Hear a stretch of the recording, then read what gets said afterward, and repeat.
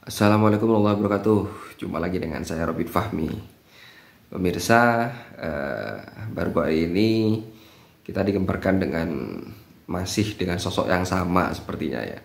Dan dia sepertinya senang dengan membuat kegaduhan atau keributan, atau mungkin sesuatu yang membuat orang tercengang gitu, atau mungkin perkataannya memang seringkali viral atau diikuti banyak orang.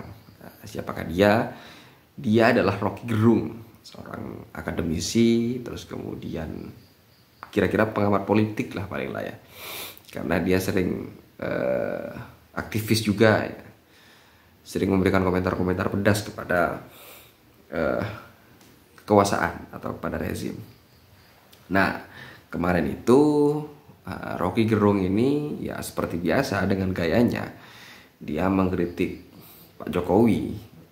Sepertinya Pak Jokowi ini musuh nomor satu, tapi bukan pribadinya, tapi karena dia orang nomor satu sehingga menempatkan Pak Jokowi sebagai musuh nomor satu. Kira-kira mungkin seperti itu Rocky Gerung. Nah, kemarin ini Pak Rocky ini, Bung Rocky mengkritik Pak Jokowi dengan bahasa yang sarkas, seperti kalau tidak salah ada kata-kata tolol ya. Ada kata-kata tolol. Saya lupa bagaimana narasinya. Tapi yang jelas kritikan itu ada diimbui dengan kata-kata sarkas. Nah, seketika banyak yang merespon dengan meresponnya dengan melaporkan Rocky kepada pihak yang berwajib. Ada yang juga melakukan aksi demonstrasi. Bahkan rumah Rocky Gerung ini didemo. Nah, padahal orang yang dikata-katain seperti Pak Jokowi itu mengatakan, itu hal kecil katanya Pak Jokowi, saya lebih baik kerja saja. Jadi orang yang dikritik, orang yang dikatain itu biasa saja, tidak meresponnya secara berlebihan.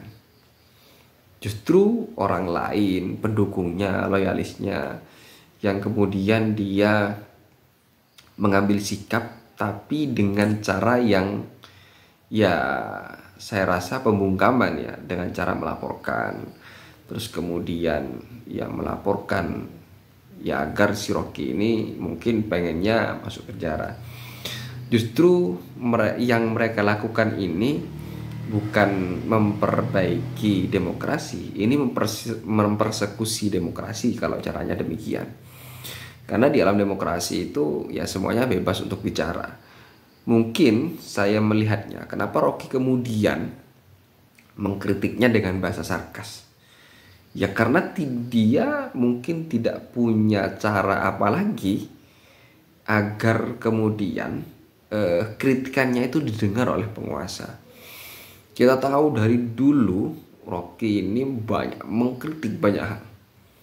Nah, salah satu kebijakan yang kritik misalkan Undang-Undang Omnibus Law, yang bahkan ini bukan hanya Rocky saja yang dulu mengkritik dan menolaknya. Semua lapisan buruh sepertinya dulu turun aksi mendemonstrasi. Buruh, mahasiswa, sipil, terus kemudian semuanya demo menolak UU Cipta Kerja. Tapi apa? Penguasa sepertinya sudah tuli untuk menanggapi untuk mendengarkan teriakan rakyat. Mereka sepertinya tidak punya kata-kata untuk menjelaskan secara rinci alasan mereka. Padahal ketua buruh di situ mengatakan bahwa Omnibus Law ini produk hukum yang itu membackingi para kapitalis, bukan untuk kepentingan buruh. Nah, tapi di mana penguasa? Tidak dengar. Nah, mungkin dari berbagai persoalan itu sehingga Rocky Gerung menggunakan bahasa yang tidak semestinya. Bahasa yang tidak semestinya digunakan itu terlanjur keluar, mungkin dia sudah jenuh ya, sudah jengkel, kritikannya itu selalu ditanggapinya dengan ya seperti tidak ada apa-apa. Jadi misalkan responnya ya biarlah, ya itu kan soal kecil, ya biarkan saja. Ini kan tanggapannya Pak Jokowi itu selalu seperti itu. Misalkan ketika ditanya wartawan, bagaimana Pak persoalan kasus Kanjuruhan yang banyak orang meninggal, Pak Jokowi lalu justru tertawa terus kemudian meninggalkan press conference. Loh, ini bagaimana?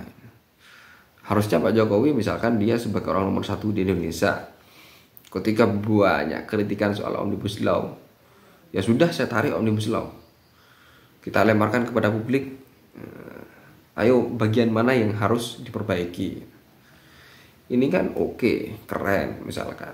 Ya harusnya kan sebagai negara yang berpegang teguh pada demokrasi harusnya seperti itu, membiarkan semuanya turut terlibat. Bukan justru Omnibus Law itu misalkan jadi masyarakat cuman menerima sosialisasinya saja. Jadi negara itu pengennya membenarkan Omnibus Law melalui sosialisasi, bukan memberikan naskahnya kepada publik terus kemudian membiarkan publik mengkritik. Justru hanya sebatas sosialisasi, ini loh kebaikan Omnibus Law, ya yang disosialisasikan kebaikannya saja. Padahal dibalik itu, sebagaimana aktivis yang sudah mereka kaji misalkan, ya bukan membela kaum buruh, jadi membela kaum kapitalis. Jadi kalau kemudian respon publik terhadap kritikan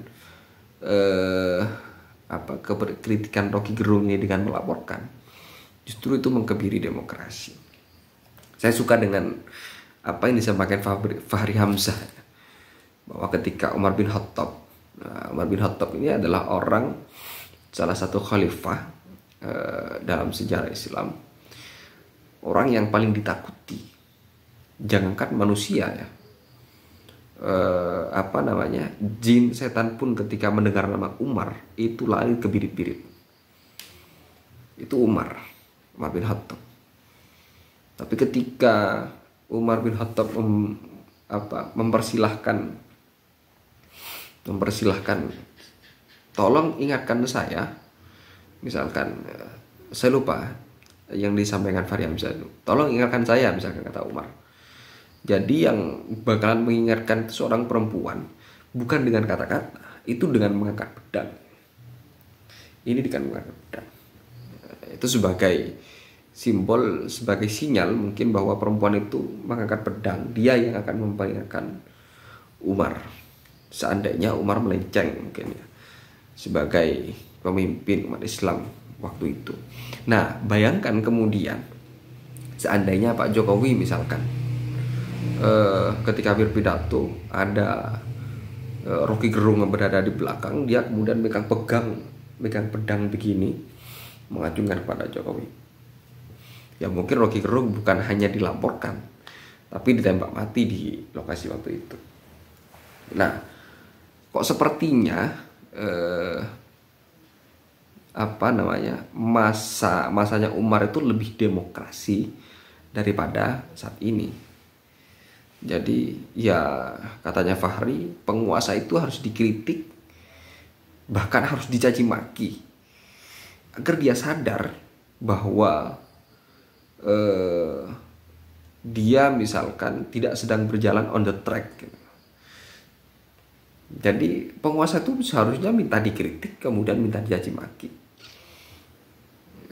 biar dia itu tidak terlena dengan kekuasaannya. Kalau kemudian dia dibiarkan selalu dibenarkan, dipuji-puji, justru ini menjadikan dia terlena dan ingin terus menjadi seorang penguasa.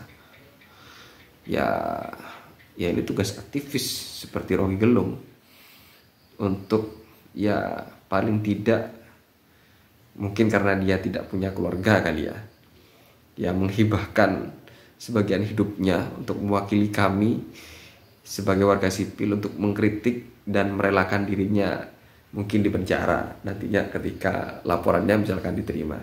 Tapi kata Hotman Paris, satu-satunya undang-undang yang bisa menjerat Rocky Gerung itu hanya undang-undang ITE. Dan di undang-undang ITE, karena itu sifatnya aduan, maka yang berhak melaporkan, yang punya kuasa untuk melaporkan yaitu korban, yaitu Pak Jokowi. Dan selama ini Pak Jokowi tidak melaporkan. Dia meresponnya itu hal kecil, dan yang melaporkan justru relawan, pendukung, loyalisnya. Nah, kita tinggal bagaimana lihat selanjutnya ya. Sekian dari saya, kurangnya mohon maaf. Assalamualaikum warahmatullahi wabarakatuh.